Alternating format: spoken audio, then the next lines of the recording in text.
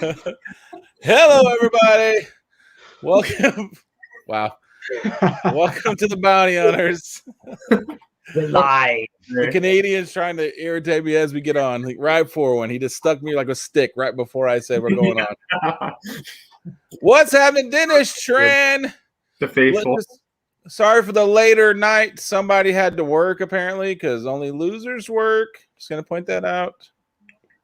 No. Yeah, my fault. So let's just get this going.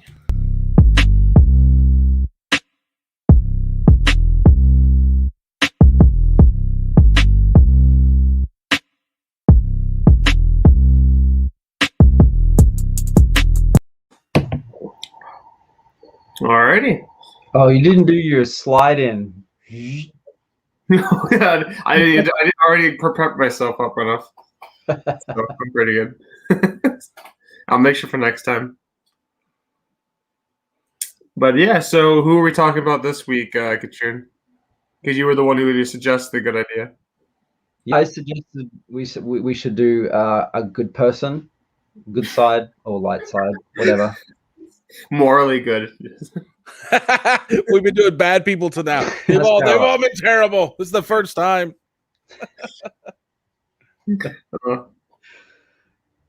Yeah. See ya. Sana Starros. Hold on. Uh-oh. I'm not sure what's happening here. She's a pretty new character. Having issues. Let's see. All right. So, did you know very much about her before we started this today? Anybody? Yeah, a little bit. I mean, there's a lot of story arcs, at least in the 2015 series where she appears, that just the stories alone are pretty cool, and she's pretty heavily involved. Mm-hmm. Yeah. Like I was reading when they relaunched the Star Wars and Marvel. I was reading them through the volumes, opposed to like the weekly issues.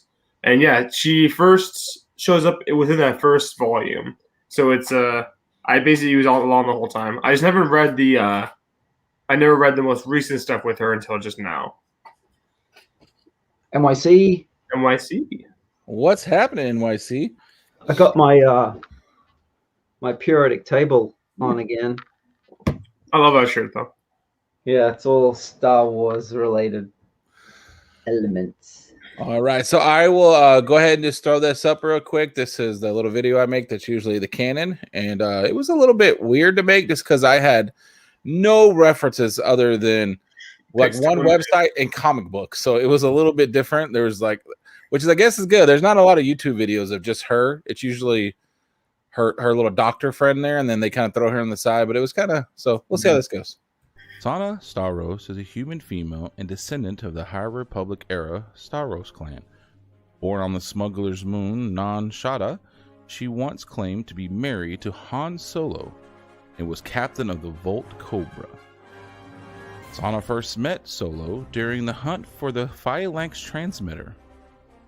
Although agreed to work together, Solo mistakenly shot it out of the airlock, and this made Sana extremely upset with him for years to come.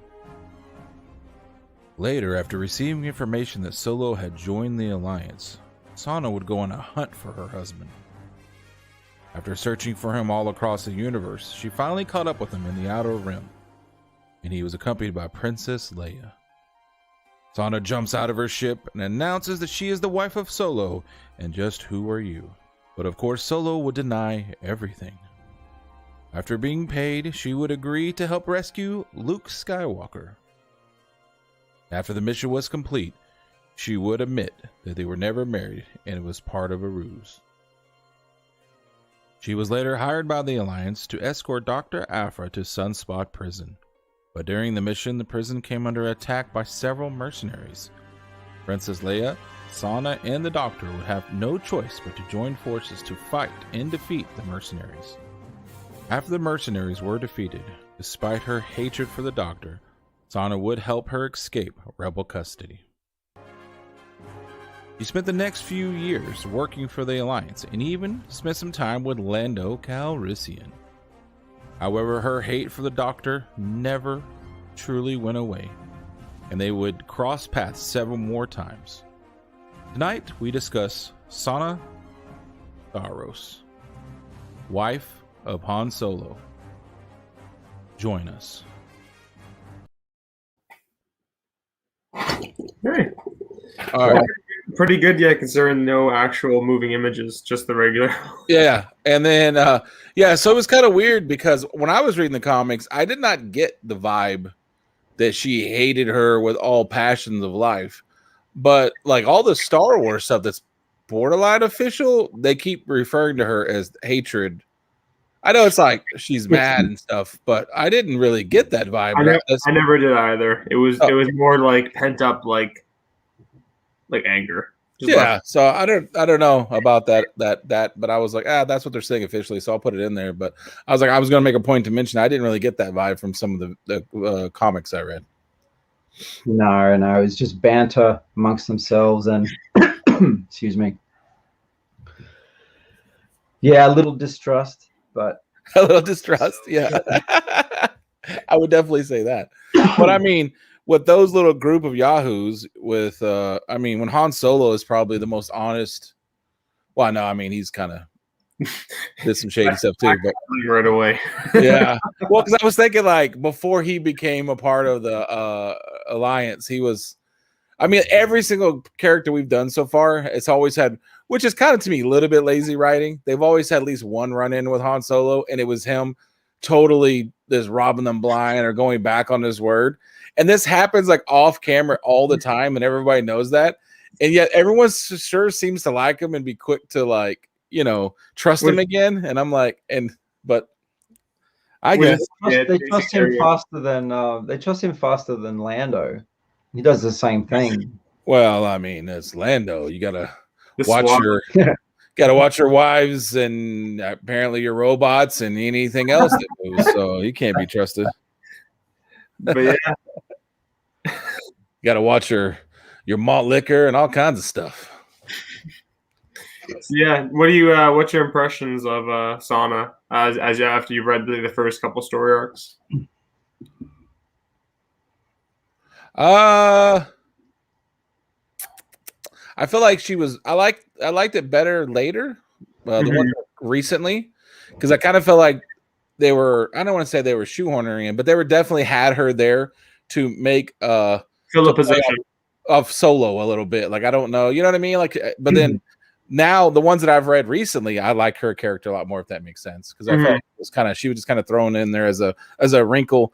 Is almost like clickbait. What? Han Solo was married before, and like I just felt like it was kind of like that.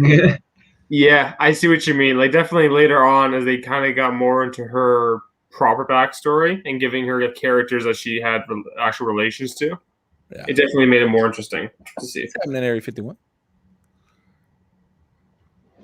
Yeah, because she appears pretty soon in that run, in that series. Yeah, and in the new Doctor Aphra, they clearly had plans for her if they were going to throw her in so early. Because she's in quite a, she's in issues. Throughout most 10 issues, she's in a story. Yeah, she's throughout most of the entire actual run. She's there. Like I was quickly I pulled the list up and I saw it. I was like, oh geez, like really remembering. But a lot of it is just her, like I said before, just kind of there, just it among the group, just filling a position, and then occasionally back talking solo or just doing such. And then a couple of story arcs, like the ones we're going to talk about, are the ones that like showcase her the most. Yeah. Yeah, no, I agree with that. Sorry, Christine. I was going to say, I only got in the current Doctor Aphra series, I've only read the Marvel app, so I'd like to see the last couple of issues because that's kind of revving up to include her a lot more because Doctor Aphra, we'll cover that later, but I think she pretty much at this stage almost deserves her own series. At least a mini series, considering. Yeah, something like that would be a good start. It'd be nice to see a mini series of that story, like like the story regarding why she was calling herself Sana Solo. Like that'd be an interesting mini series to see. Yeah. Yeah, I guess it's a good transition to look at the panels. Yeah, I mean, I I think anytime you have like I don't want to say female version of Han Solo because that kind of feels cheap, but anytime you have that, I mean, you can definitely have some cool and funny. Like you're not like restricted to one thing. Like if you introduce a new Jedi, then you're kind of restricted and you have to go a certain way. But if you're just some rogue version of Han Solo, then I mean, you can do anything. You can have adventures, and so I think she would have a pretty decent one. Plus, you could find out why they had to, what's the actual juicy details that they had to pretend to be married. Yeah, like who hired them? What was the actual job, and what happened after the job too? Like what were the ramifications? And were her and Aphra doing something before or after Han Solo? That's true. Because we still, actually, they didn't even mention that. She likes to keep things under the, close to her chest, under the belt. It's like. And then I got a feeling that when they were first going to introduce her, I don't know if I feel like it was more for our shock to sell comics or something. Oh, 100%. Then it was then Princess Leia, because, and first of all, Princess Leia is Princess Leia. She's not going to be too flustered by much. But if you're dating, married, or at least have an attraction to Han Solo, you can't be shocked that throughout your life you're going to be running into Han Solo's conquests. Like, there's no way that you're stunned by that. Like I would be stunned if there wasn't a random chick pop up and say that's actually my baby daddy, or that, you know what I mean? Like, she gets on the ship. My name is Sana Starros, and that's my baby daddy. Han Solo runs up there. That baby ain't got my nose. That baby ain't got my eyes. That is not my baby. No, I mean, considering all the shouting at each other that went on in multiple storylines, I think Princess Leia, she held it together pretty well. I think she kept it relatively professional.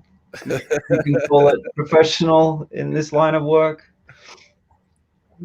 But yeah, there was like a 3-way shouting match at one stage.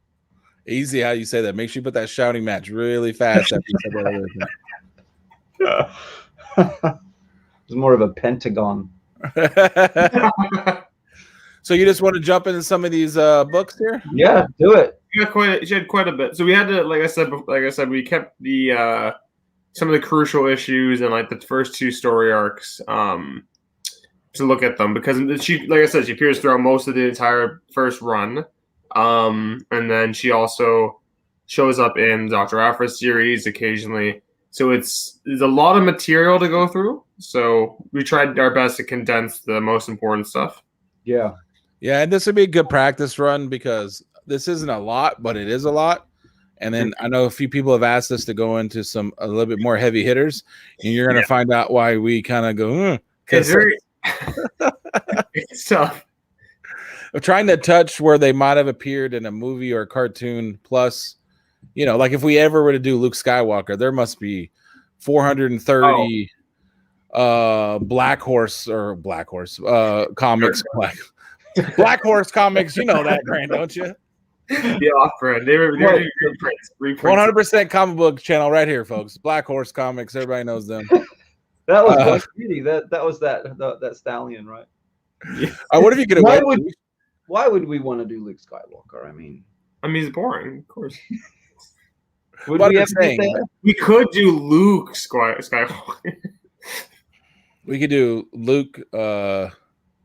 I mean, I guess you could do Luke, but I mean, it would need to be some more of like what Luke did after the movies ended that we didn't see. You know what I mean? Like certain big story arcs. Yeah, like I could see something like that. Shadows.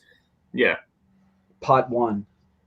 All right, so let me just do this. Oh, you will do it. There you go. It was hesitant. All right. Yeah, begin. So start off. Oh, look at that. Yes, this is Kachun created this, going over some of the most crucial issues. Crucial 4. Hold on. I did not. I'm sorry. I'm so sorry. Special books. Golly, I'm so what sorry. Would you call special books? Look, I know I'm a rookie. I don't know what I'm doing.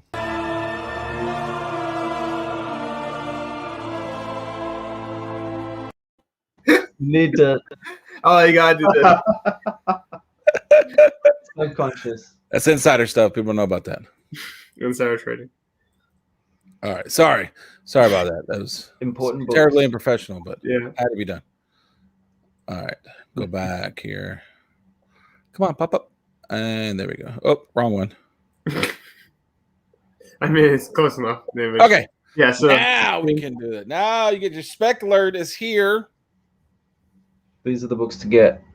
It's funny because, you know, as we progress through the characters that we're covering, certain books seem to pop up again and again. Even some story arcs seem to pop up again and again. And I guess that just shows that some books are obviously of more value than others.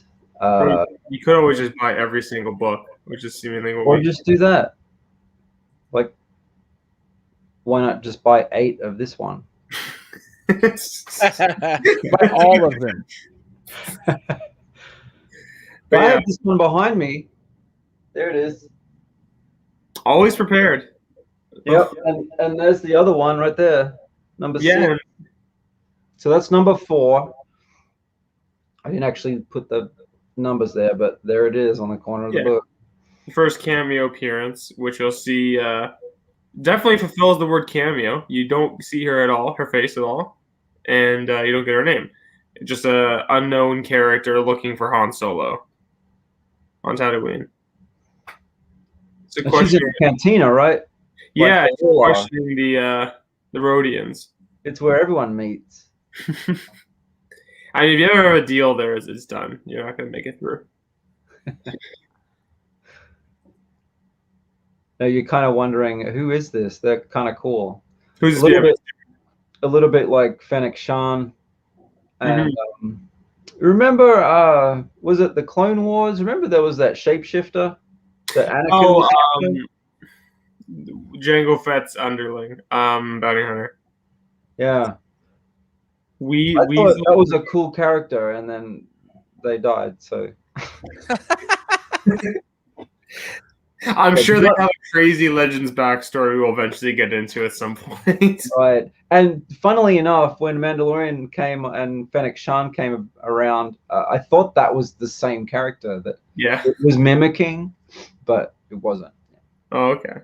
So yeah, this story, you know, this particular portion of this arc, you think she's a pretty cool character, and She doesn't give any details of why she's looking for Han Solo. She's just after him, basically. right. And at this point in the story, so Han Solo is with Leia. They're kind of getting stranded on this planet. And if you click the next one. And Luke is with R2, right? And yeah, Luke's R2. C-3PO and Chewie are together. Yeah, which is if you watch our last episode on Dengar, this happens at the same time as that. So when Chewie is fighting Dengar, this is happening with Han Solo and Leia. And So yeah, so her arriving to the planet. Did they crash land? I can't remember. They crashed. They did crash. Okay. Mm-hmm. But yeah, so Han Solo's freaking out, basically. Yeah. They're like, oh, there's an Imperial ship. We got to hide. And he's like, no, we're in trouble in a different way. Here, zoom in on the what she says. First lines. This part up here? Yeah. Get right in there. He just lies. It's the only thing he's ever good at. I should know. The name is Sana Solo. I'm his wife. And then, who the hell are you, Eli? He's looking at spec talk. That's just yeah.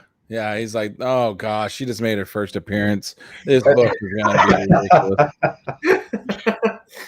No, clearly you know what Leia's gonna say.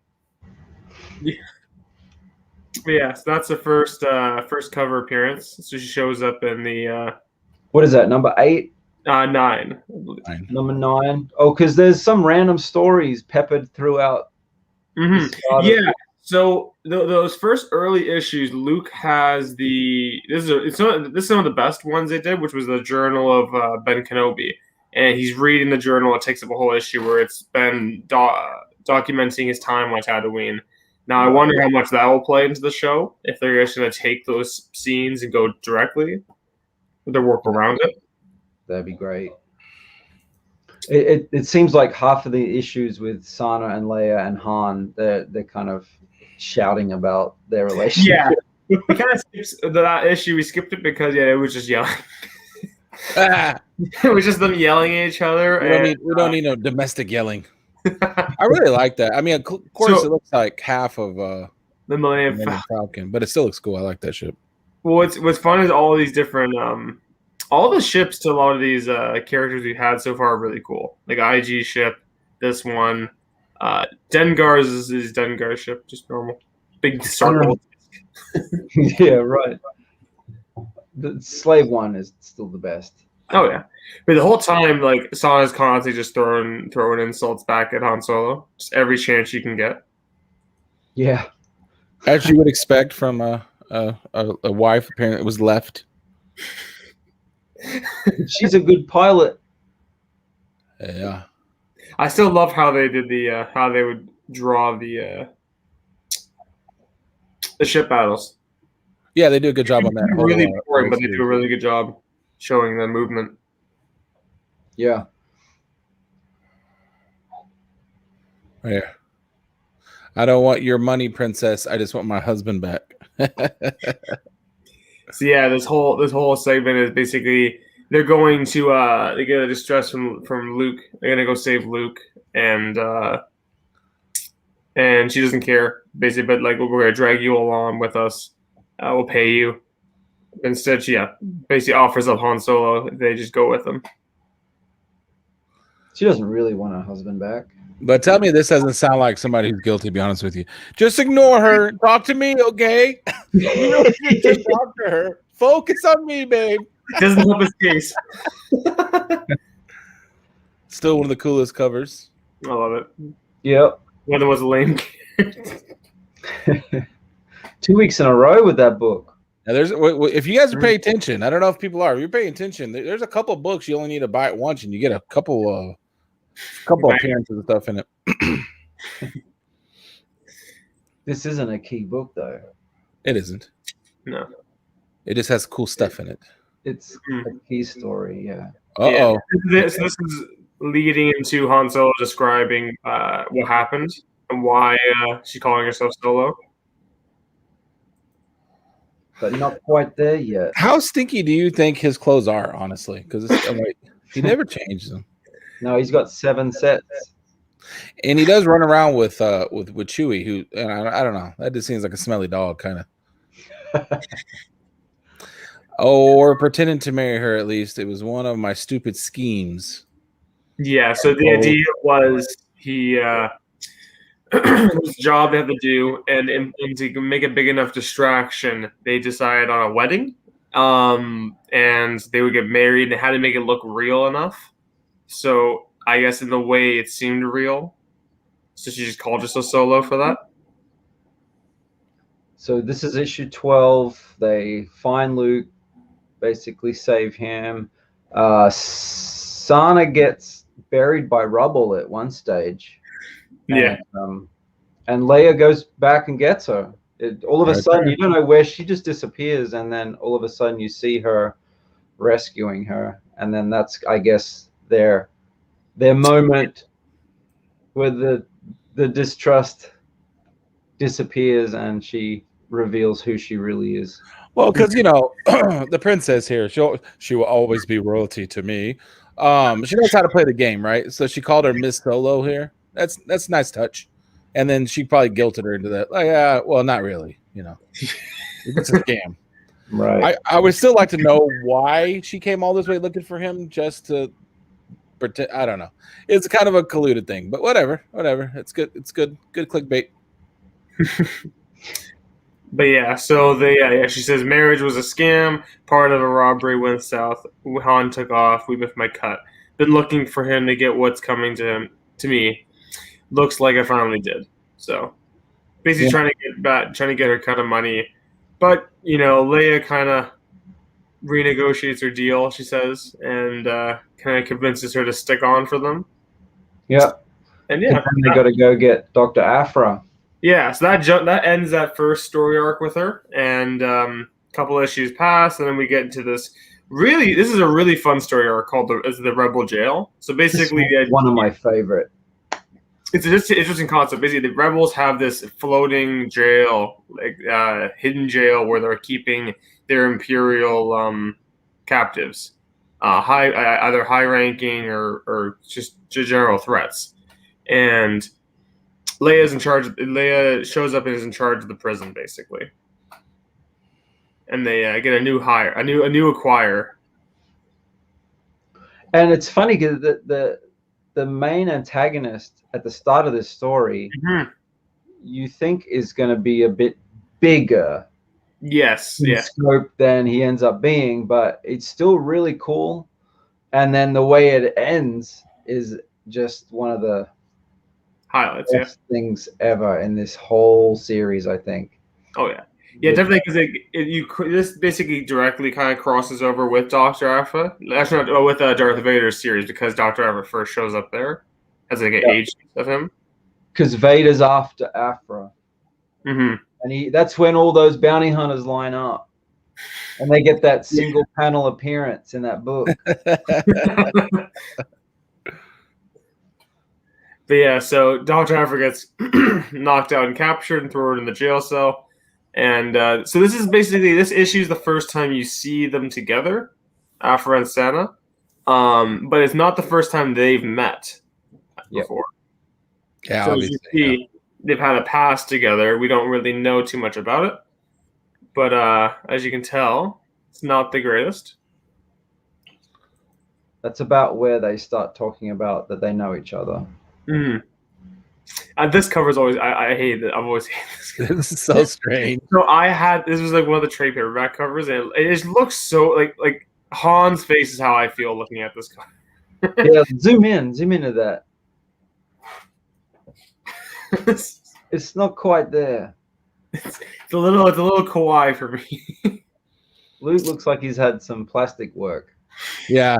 I can't think of the guy's name, but growing up in a household, a Hispanic household, as I did, there's that guy, the fortune teller guy, and I can't think of his name right now. He's like, Scorpio, Capricorno. That's what that guy reminds me of. I can't think of that guy's name, but if you know who it is, you know who I'm talking about. So yeah, the prison gets invaded. A bunch of IG droids, not 88s, but a different type, show up as well, along with other ones. So good. So the art's really nice in this story arc specifically. Yeah, the lighting, very prison-y. Yeah. And by the way, the prison's right next to his son. Yeah, sorry, that was one big thing. They put it next to his son, so that basically, I guess, it's a failsafe. Honestly, also to keep it away out, like no one's looking next to the sun. We just dump it in the sun if they try to escape. So basically, I think Leia kind of convinces Sana to let Aphra out because they need her to help, and Aphra, does her thing to kind of convince them to let her out, and Sana doesn't want anything to do with it. Yeah, constantly watching her. Yep. Yeah, she's right behind him there. I know this is probably not okay, but she looks a little hippie. This version of her, if I must say. So I approve of that version of her. The prison had not much snow going on next to the sun. All this right. was the reveal of that antagonist. Yes, there's one person kind of there the whole time, along with the droids. He's kind of controlling them. We're leaving out a lot of the details in the story just because it is a very fun one. Yeah. To go back and read. But yeah, so something happens in the prison, and the gravity gets turned off, and so Sana takes the opportunity to try and kill Aphra. Right. Literally just like cold and dead murder. She just takes her out, tries to anyway. Rules do not apply to the people like this. What are you doing? Yeah, trying to talk her way out. But zoom in. I like Sana's response here. So yeah, so Aphra's like, okay, I'm sorry, you win. Like trying to make this big apology, and she goes, "You're still choking me. Did you hear what I said?" And then she goes, "You're sorry now, huh? I'll show you sorry." and just throws her right across the room.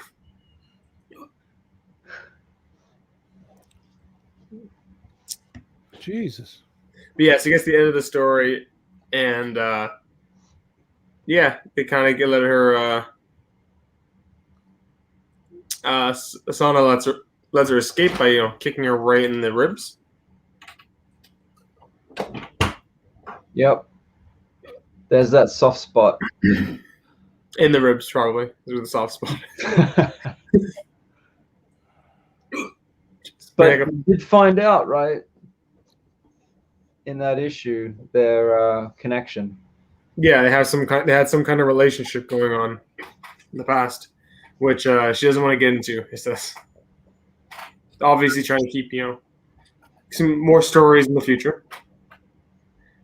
Yep. So let her go. I forget.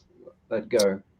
Yeah. So after that, she peers throughout quite a lot, and then the next kind of like this is a moment I kind of bring up is Screaming Citadel is a really fun crossover story between the Star Wars series and the Aphra series, basically involving this vampire empress. Now I think this is the first crossover. Oh no, was it Vader? This is after Vader Down. Vader Down actually takes place just after that prison story. That was the first. So this is kind of the second crossover. Yeah. In the Star Wars canon. I don't know what that was doing there. Oh, there you go. Hoser's got to let his kids out. Yeah, whenever we're in this, I can't see you guys at all. So you guys could be like putting up signs saying that I'm the worst human being ever, and I couldn't see a thing. You came out of that just in time to say hi to Patrick. Oh, Patrick, well. Thanks for coming, sir. Talking Sana Starros. Wait, am I not sharing anymore? Wow, it just stopped sharing. I was to say, you pulled out for a second. Wow, yeah.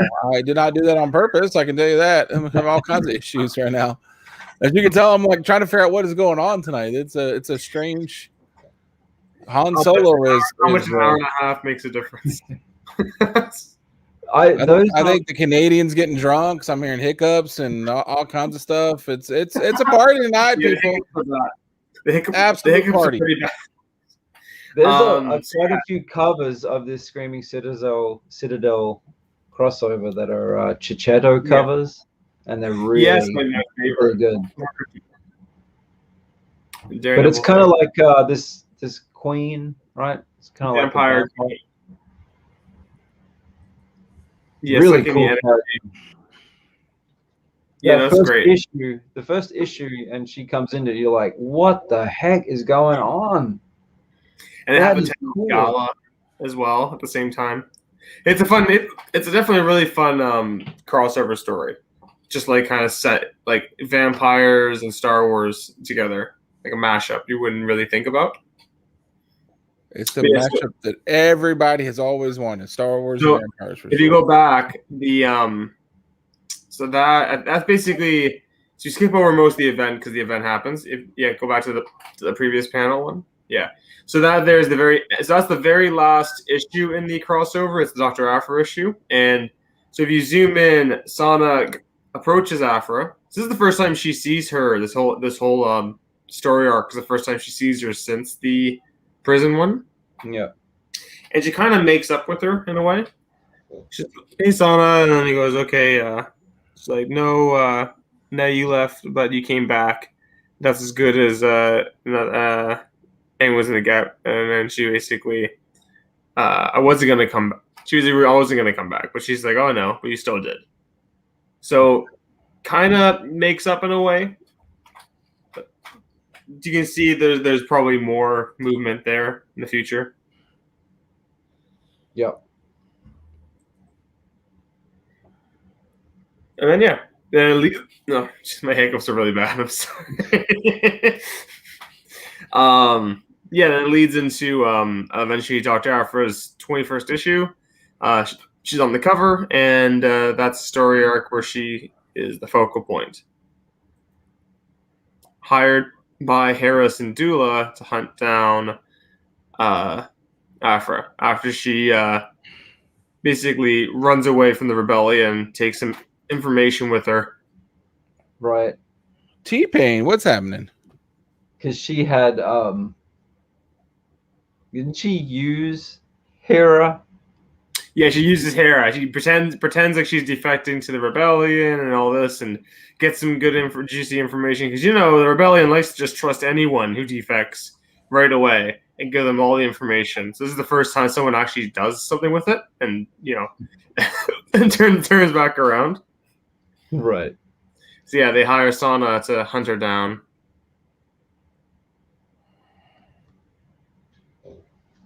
I didn't reread this one. Just yeah, it's part of a bigger one. Basically, yeah, she ends up on this prison, another prison.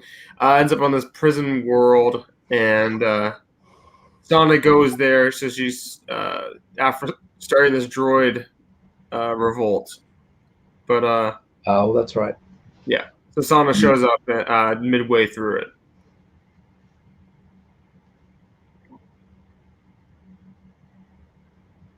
And I put this issue in here because this is actually the last time you see her in the Star Wars series, in the main series.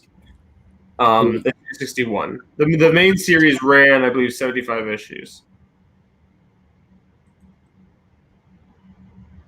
What does Patrick say? You think Hera's kid is at the Jedi Temple when Kylo goes ham? I always wondered what they were gonna do with the kid, with Katie and Hera's kid. That's interesting. Yeah, it's a goofy looking kid. I mean, what I always found weird is when I saw him, his hair was green. And I'm like, was he born with green hair, or was he? Were they dying there early? So Sana does appear with Lando. It's not like one of the better stories, but that's before this. Yeah, she shows up with Lando. And they have kind of interactions.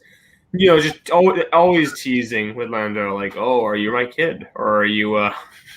Right. But we should have included that for Mr. G. Oh man, and then so then after that she reappeared. She reappears into the new series of Doctor Aphra. Funny enough, so she appears on the cover to issue 6, but she actually doesn't even appear in the issue until the very last page, and it's unspoken, which is really funny. And they're not even fighting on the cover. Yeah, it's the ultimate clickbait for comics. Totally shocking. Yeah, that's literally the only page you see her in there. She's the very last one, and she's hired again to find out. The page before that shows Dr. Aphra talking to Demeter Tag, and Demeter says, do you have someone in question that you want to bring on to help you find the engine from the High Republic days? And she's like, yeah, I know Sana Starros. And it's been a while, and I trust her. Oh, what did she say? Something like that she trusts her, and you trust her, but she doesn't trust her. Yeah. And Demeter Tag says, do those people even exist? And yeah, so this is issue 7 on the cover again, but she's actually in the issue proper. I actually really like this cover. I don't know who did this one per se. And the first page is almost the same as the last page in the last issue, of her walking with a tilted view. The candid camera. Yeah. Yeah, so this one So Aphra actually shows up to Sana's apartment, which is like, okay. She's in it when she shows up. She's in her apartment, which I never think about the apartments in stores. And so is Sana from Corellia? I have to. Yes, it has to be. Yeah, because they're on Corellia, as you'll find out in a second. But yeah, they just kind of have an argument going at each other. She kicks her out. So she sits outside the whole time and gets her some treats or whatever, and convinces her. But she wants her to take her to Proxima, that caterpillar lady thing. So I was gonna say I think that's one of the only times you've seen this character since Solo. I think they maybe one or twice before that. But yes, they go to meet Proxima, which if you didn't watch Solo, was just basically a big caterpillar slug monster. That's basically the head of a crime syndicate. And she likes treasure. Yeah. There you go. Right there. She is. So Sana knows her. She is. That's what she is, a worm. Right. Sana knows her, and Solo knows her. Obviously. I guess even Aphra knows her. So everybody knows her. Yeah. Everyone hates her. She's a big deal. She's a big deal. And yeah, basically hijinks ensue, leads to them escaping in the in her ship. Which funny enough, I completely forgot the entire time what her ship name was until this issue, which literally just says the name of the top. The Volt Cobra, not the most memorable name. I don't know, to me. Yeah, they like reminding you where you are and what ships you're on, and yeah, in a way that it's helpful. Yeah, so this issue ends with them going off. If you zoom in on the dialogue, the bubbles. Yeah, so she says, "How do you feel about a scenic tour? Girls love battlefields."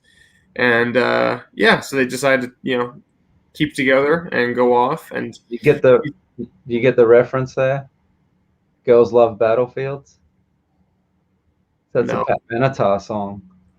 That's a what? It's a Pat Benatar song. What? You don't know that song? No. Is my age showing? Yeah, I'm about to say he's like a who what song? Love is a battlefield. Yeah, I have no idea. I don't know. That's funny. But yeah, so that ends that. So basically that leads into the rest of the story arc that is the that happens leading into the War of the Bounty Hunters. That was the last issue that was on Marvel Unlimited. The rest hasn't caught up yet. But it will lead into that. But this image quickly, this was a fun one. I was curious when I was looking up what else she's been in. Did she show up in any books? Did she show up in any kind of capacity? And I remember there was they had created a thing which was a Doctor Aphra audiobook, which they basically had a different whole cast of people, and it was a retelling of the first story arc of Darth Vader, as well as other stuff put together, like other little stuff like the prison and other ones. And that's cool. In this, they had this actress, Nicole Lewis, was the voice actress for Sana. And I looked at the image and I was like, wow, they really got that spot on, I think, in the thing. That she could play her in a live action. Which is, yeah, funny. I hadn't heard the audio, because I can't find like samples of the audiobook online, or at least ones that would be heard in it. It was just the regular Doctor Aphra. But yeah, I wonder how she would sound. I mean, if she sounds like would fit the sound, then I can definitely see her playing her in live action. Yeah, they did it with Bo-Katan. Yeah. Yeah, and then so otherwise, the other thing I included there was this was a variant for War of the Bounty Hunters #1. It's a wraparound variant, so it goes on the whole comic. and she's on the cover there. So I thought she would be interesting. That was the Right. only variant she was on for the. She made the cut. Who else made the cut? Our boy, suck ass falling over. Oh, right there. in 4 long. He's sucking ass on. Look at these two. No, Sucking ass. suck ass is too. 4 longs getting stuck. Ah, they're on the bottom. Look at them. Look at them falling over. For God's sakes. Even what's that guy's name? Ochi. Ochi Abestoon, yeah, over there, kind of going at it. Dengar as well, getting his shit wrong. Yeah, well, he keeps picking fights with this fella. I'm not really quite sure why, but he keeps thinking he's going to win one of these days.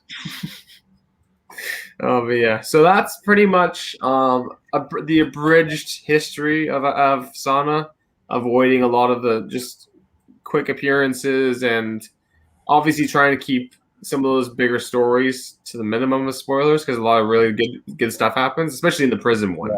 That's basically a highlight to read. Yeah. Yeah. Well, so what did you think now that you've got to know her a little bit? I think we kind of covered at the beginning though, where she could do a her own little story probably, and it would work out just fine. Yeah. Yeah, there's a lot they could touch on. It'd be interesting to see if they would bring her into live action, considering a lot of the constant rumors of Doctor Aphra coming into live action. I could definitely see her being slotted into the show as a good person to bounce off of. Yeah, for sure. All right. Well, there is Han Solo's first wife. And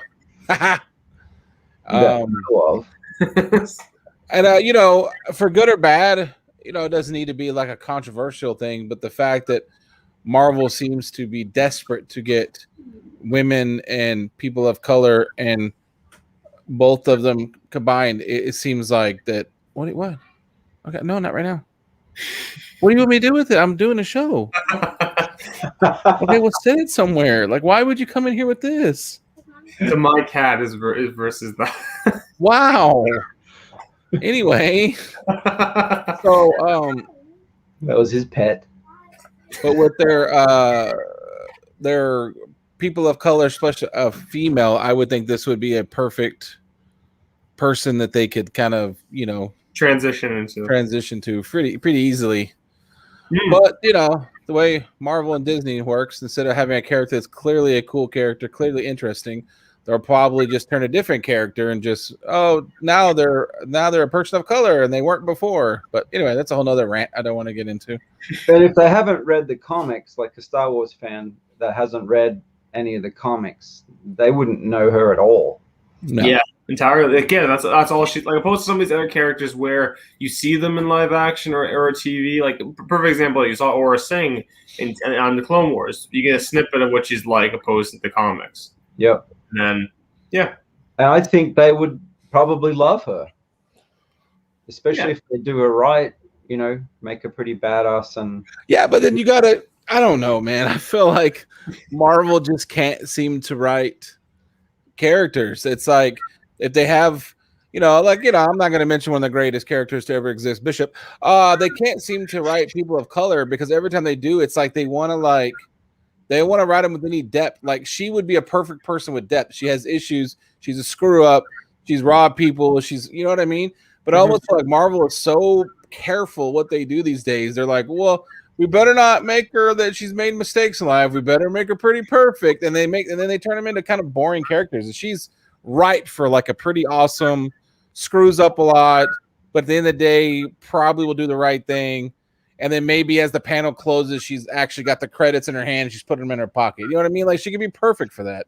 Yeah. I just hope that they do it correctly. Anyway, Overlord, you're listening. I apologize. No reason to attack me or anything. You meant money credits, not the actual credits of the.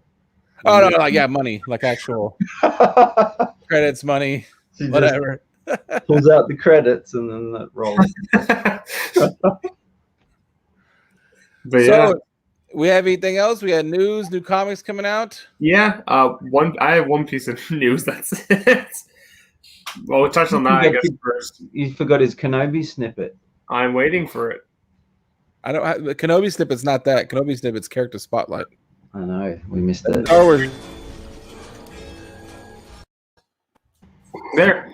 So pretty much the only piece of news I thought it was weird. All week I'm looking every day. I'm like, I had no news until yesterday, and I'm like, all week I'm like, there's no news I can look up. Everything's like, well, no. I look up like Star Wars news on websites and whatnot, and it'd be like, top 10 Kotar characters. Who are you? Write this quiz now, and I'm just or it's speculation of some kind. It's all speculation. I'm like, I want actual news. I don't want any more rumors. I don't want to be talking about that. We have Spec Talk already for a reason. Right. So for news, the only actual concrete thing I have is Star Wars Celebration Anaheim. They actually moved the date, which is weird because they moved it up, opposed to considering everything with COVID right now, opposed to constantly pushing things back. They actually moved it closer. So originally it was supposed to be August 18th to 21st, 2022. Now it's May 26th, 29th, 2022. So yeah. 2-3 months. Yeah, earlier opposed to what they did before, which is I never heard of that before, which I was pretty. They didn't give people a lot of time to plan for that. If you're like a Star Wars nerd, yeah, like you got what, a couple of days? Like that's okay, I guess. No, next year. No, next year. No. Oh, next year. Okay. That would be amazing. I was like, they just now dropped that? Like, hey, TikTok nerds, you got a week. I was like, wow. Hot glue guns going for the cosplay. I was like, that is definitely proof that Disney does not care about Star Wars fans. They're like, yeah, right. Whatever. Oh, the masks are off now, so let's just do it. So I was gonna say, I was gonna ask you guys this then. Have you ever been to or thought of going to the celebration? Considering it's like closer to you guys than anything, right? Like Anaheim's Florida, right? Anaheim's California. Oh, it's California? Or I thought it was Florida. West Coast. Okay, never mind. It's not close to It's not close to either one of us. This is America. That is really far and very expensive. The key is like to even enter, unless you live within an hour of either one of those parks, to even enter into that building is like $7-8 grand. So it would be awesome to go to Star Wars Celebration, but me and Disney aren't on speaking terms when it comes to the way they've treated Star Wars. So to give them $7-8 grand just for the right to be there to hang out is kind of no. I thought it was. I was always under the assumption it was just like a regular convention, like Comic-Con. But like I can't imagine what you do there when you walk around. Like what does it look except for panels? Well, of course, Disney's going to make sure they have special edition shirts and toys and collectibles that you can purchase that's only available during the celebration, so they can make sure there's enough. You don't keep any of that extra pennies in your pocket. They got to have all of those. They don't want you to lose any of them. Falling out into the wrong hands. So you got to have like $5 grand on you. I just acknowledged. Yeah. You're laughing, but it's true. If you ever been to Disney, no, it's like I'm laughing because I just acknowledged the pug that was on the. Oh yeah. I'm like, I looked down. I'm like, wait a minute. I mean, I've heard people that have gone said it was awesome, but everybody I know who's gone literally lived. They could take an Uber there or something, and it was super awesome to travel across the country and do all that. It's kind of a lot, but I would love to go. I was trying to remember. I was like, why was I thinking Florida? I'm like, the Orlando. That's why. Yeah. If they had trust me, I mean, no one's judging you, because if you asked me to name a city, I might be able to tell you that is in Canada. I would not be able to tell you province, right? Can I tell you? Here's provinces, and there's territories. The 3 territories up in the north. The capitals are called Nunavut, Yellowknife, and White Horse. Those are awesome. I don't know what you're laughing about. That's way more than us. We just have dead people we name stuff after, so that's way better. And Australians, they're just so far apart. They're like over that way, and then that one is like that's theirs. Yep. So you got new comic books? Is that what you got left? Yeah. So other than that, do you guys have any news you heard of? Otherwise, I have not actually. I was trying to think. Really? No announcements of any toys, no announcements of any shows or news. Oh, well, I can't say I don't have it here. I might. No, it'd be on Facebook. They did release. I'll see if I can find it right now. There is a Facebook group that I'm a part of, Oh. and they're usually very, very, very nice to each other. Wow. However, these toys have come out, and I'm gonna see if I can get it into the camera here. I gotta knock over everything out. And if you know what you're looking at, you know what they are. Oh, was that the? Are those the Ahsoka clones with the? No, they're just like the reissued kind of the Clone War ones. The Clone Wars ones I meant. Yeah, I really can't get it. But anyway, they look like I probably have one over there. Yeah, they're like the Clone Wars helmet. Yeah. And they kind of reissued them at Target.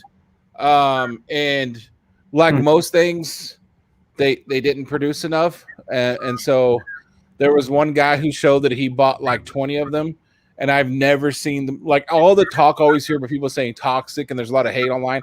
I don't really see it. Like I hear somebody say, "Oh, they hate that person's a female or whatever," and the chat went nuts. And you read it, there's like 30,000 comments, and 4 were pretty asinine and racist or sexist. And I'm like, that's really not that much hate.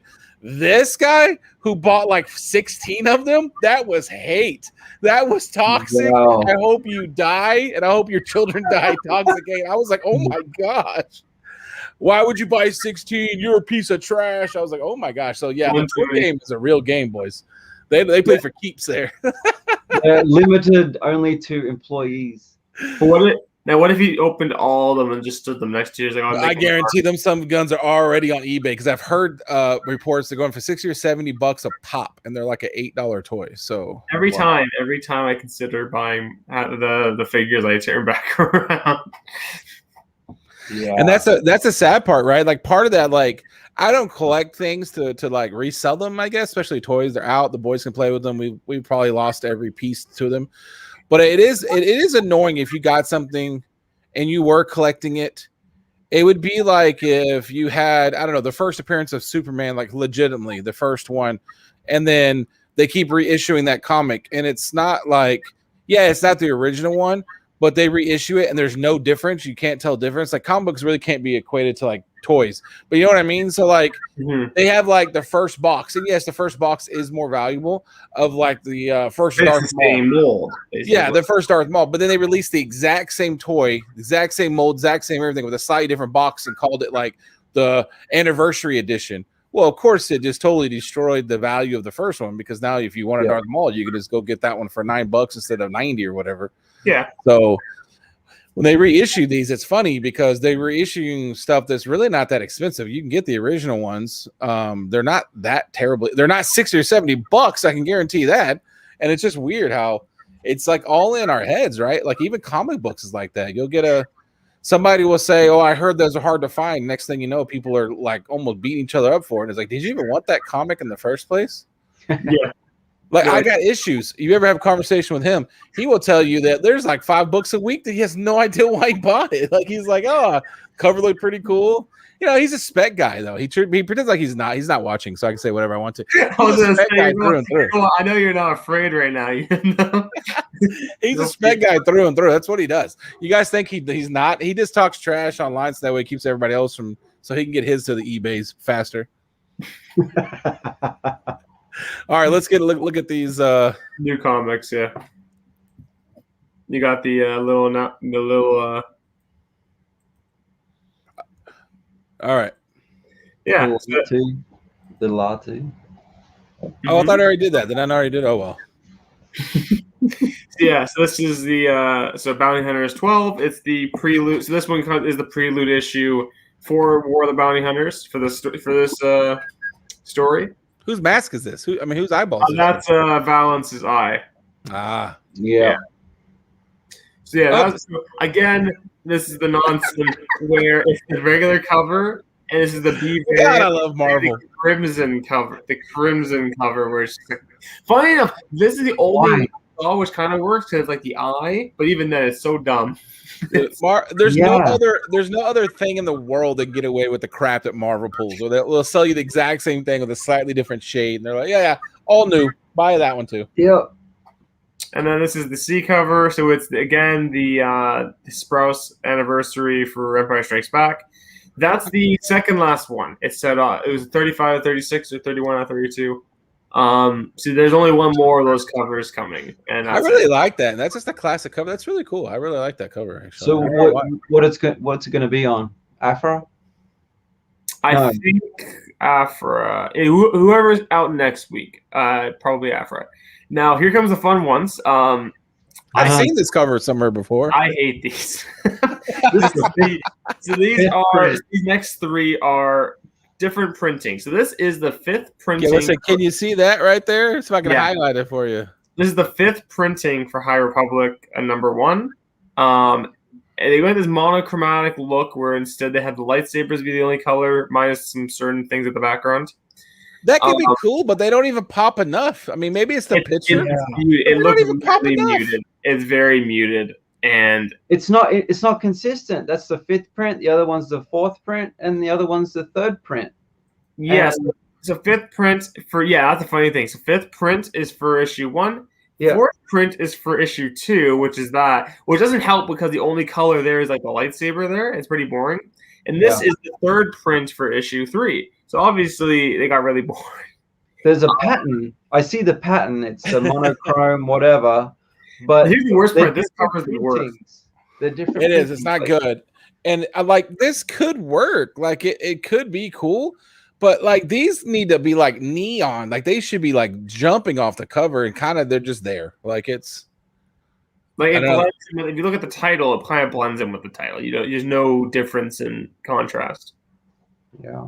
Yeah. I mean, So maybe move the dress down here or something. But yeah, if you're gonna do that, you really, I mean that needs to be crazy, and maybe even have a little bit of glow. I mean, it would have been better if they just did it as a virgin with the monochromatic like that. That would have been even enough, though. It just doesn't pop enough for me. Like it needs to look like that's a lightsaber coming off the thing, not a blue marker. It doesn't help. It's also obscured by the trade dress as well.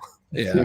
Right. So yeah, that's the only comics coming out. It's issue 12 of Bounty Hunters is the new release with 2 variants, and then 3 new printings of High Republic, which are all pretty meh. So yeah, next week I believe there's some pretty interesting ones coming out. We'll get into that next week, obviously, but yeah. Otherwise, any final. We'll leave out a TV show. We'll talk about it another day. Oh yeah, we don't want to talk about Rika and Tick. No. This is what the annoyance was at the beginning of the show before it started. No, we can talk about it really quick. I did like the only thing that whole show to me could have been erased except for 30 seconds, and it was Crosshair committing war crimes. Well, is it war crimes though? Like, or is he? Order? Yes, it is. No, it's almost all these too many spoilers for the episode. It's a couple days. Yeah, old. But you never know who has a gun. If we know anything about our modern world here, you never know what's happening, and you can't judge people unless you walked a mile in their shoes. I need to see the chest, the vest cam or whatever to know the truth, but. Right. That was intriguing because it showed, he had to make a decision. It was a interesting decision, and so that was a little bit of like depth going on there that I wasn't expecting. But that was 30 seconds. Yep. Well, I did like that they were kind of showing the transition between the conscription and the clones. And like kind of like hinting at some Death Trooper stuff, and obviously I'm gonna leave any rumors and speculation for the show out, like with what the cloning is. But I would say interesting ideas that people have what the show will be. But the guy that has had the idea, so it's not really a spoiler because it happens. I don't know who had the idea originally. I just saw it, and the 5 seconds into the show, you find there's a gentleman that's there to meet Tarkin, and he says, "I have an idea. Let's use some clones to train some conscription." That's not really doing anything because that's like 5 seconds in. However, I feel like the way they were leading that was supposed to be like there should have been a big giant like death gong behind him, boom, when this guy was talking, and instead I was like, he's just some like guy. Like I didn't really get, like I really felt they wanted you to know, that this guy is like dark energy is coming, and I just thought he's just some kind of smarmy Imperial guy. Like I didn't really get that, but I really they always. So What? He's looking for that raise. Well, yeah, that's what I'm saying. They kept focusing on his face. You know what I mean? Like you're supposed to be like you're supposed to see that he's like, and I was like, he's just another one of the little guys looking for that bump, and and he does get upper management to get upper management. Well, we know boots. You got to shine a bit. Tarka's just gonna pass it off as his idea. Oh, 100%. Well, I mean, come on. If it's a good one, right? If it turns out bad, then well, it was that guy. And then I will say the Kaminoans, I am interested because they're clearly scheming, going somewhere with that. That one of them's real schemy. The prime minister, or the Lamasu, or I'm going to say Namaste. Namaste. We'll call it Namaste from now on. I like it. Namaste is. I think she's actually more of a schemer because the other guy's out in the open. He's like, look, also remember money. Back when the Clone Wars was on and they had the Chip story arc, she was very like constantly hiding stuff and doing dirty stuff throughout that whole thing. That was one of the best. That was my favorite story arcs. So now that I look at it, if it wasn't for the fact that the most obnoxious voice actress in the history of the world is on this show, if it wasn't for that, I'm sorry, you're never going to watch this. I mean, who are we kidding? But I'm sure you're a great person. If it wasn't for the fact that that is obnoxious, now that I think about it, I mean, they did set very little. Like, I wonder if we're going to go with that. But gentlemen, let's get the foot on the accelerator and let's get somewhere, because that's now 2 episodes where we were just kind of floating like a leaf in the wind. I love it, but I'm also a super nerd. I don't know how much like average kind of pedestrian fans are gonna love too. But this is also, we talked about last week, this is also the way the Clone Wars are, though. They have like 2 lightning shows and then 3 put you to sleep shows. So yeah. Well, the Kaminoans.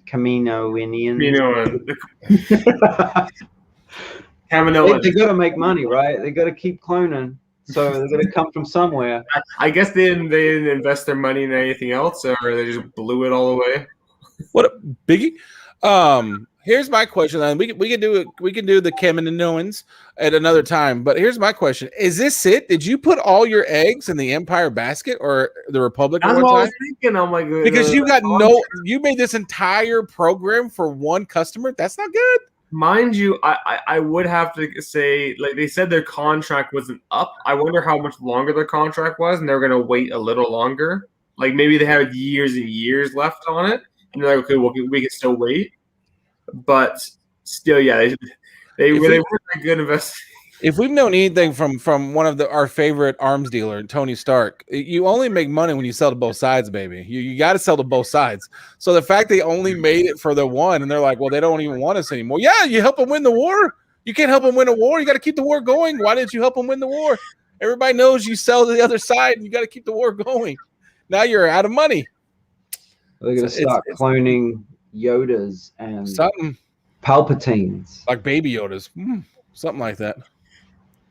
Well, all right. I think that is it. Do you guys have anything else to add? No, that's about it. Oh, good. Right on time. If you're watching this on the rewind, throw in the comment section who you would like for us to do next, and we will try to make it happen. If not, we will catch you guys next time. Same Star Wars channel, same Star Wars time. And we'll see you guys later. Hopefully.